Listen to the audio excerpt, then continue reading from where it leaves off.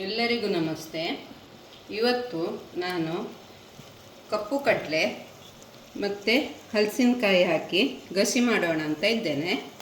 ಈ ಕಪ್ಪು ಕಡಲೆಯನ್ನು ನಿನ್ನೆ ರಾತ್ರಿ ನೆನೆ ಹಾಕಿಟ್ಟಿದ್ದೇನೆ. ಇವಾಗ ಮಸಾಲೆ ಹುರಿತೇನೆ.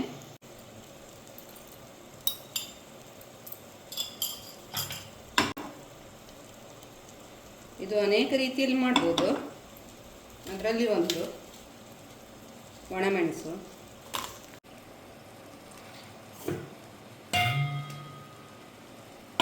ಸ್ವಲ್ಪ ಅಕ್ಕಿಯನ್ನು ಹಾಕ್ತಾ ಇದ್ದೇನೆ ದಪ್ಪ ಬರಲಿಕ್ಕೆ.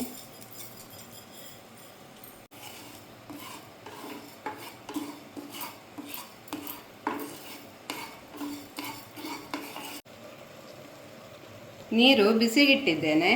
ಇದು ಕಡಲೆಯನ್ನು ತೊಳೆದಿಟ್ಟಿದ್ದೇನೆ, ಹಾಕ್ತಾ ಇದ್ದೇನೆ.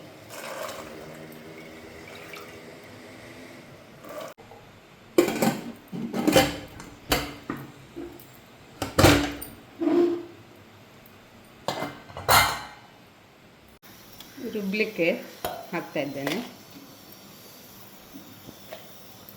ಕಾಯಿ,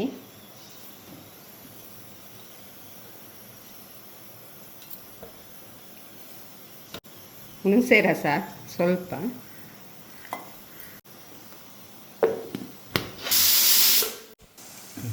ಇದಕ್ಕೆ ಅಕ್ಕಿ ಹಾಕಿ ನೀರು ಹಾಕಿ ರುಬ್ಕೊಂಡು ಬರ್ತೀನಿ. ಇದು 4 ಸೀಟಿಯಾಗಿ ಬಂದ್ ಮಾಡ್ತಾ ಇದ್ದೇನೆ. ಬಂದಿದೆ. ಹಲಸಿನಕಾಯಿ ನಾನು ಕೊಚ್ಚಿ ಬೇಯಿಸಿ ಇಟ್ಟಿದ್ದೇನೆ.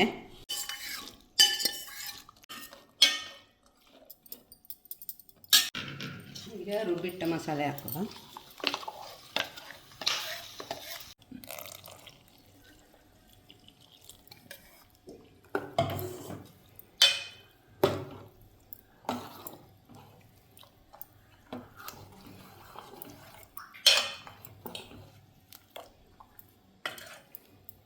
ಈಗ ಹಲಸಿನಕಾಯಿ ಸೀಸನ್ನು.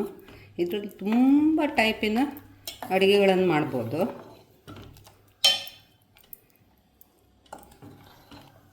ನಮ್ಮನೆ ಎಲ್ಲರಿಗೂ ಇಷ್ಟ ಇದು. ಉಪ್ಪು ಹಾಕ್ತಿದ್ದೇನೆ.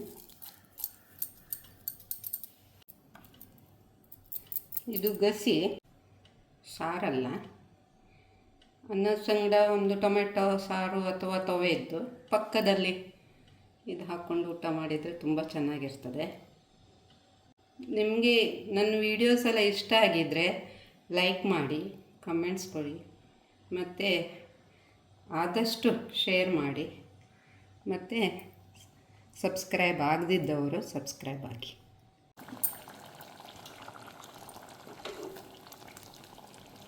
ಆಗಿದೆ ಇದು.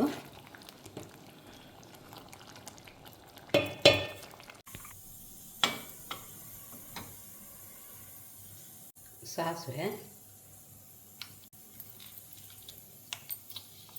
ಒಣಮೆಣಸು, ನಾನಿಲ್ಲಿ ಇಂಗು ಆಗಲಿ ಬೆಳ್ಳುಳ್ಳಿ ಆಗಲಿ ಹಾಕೋದಿಲ್ಲ, ಜೀರಿಗೆ ಹಾಕ್ತಾ ಇದ್ದೇನೆ, ಕರಿಬೇವಿನ ಸೊಪ್ಪು,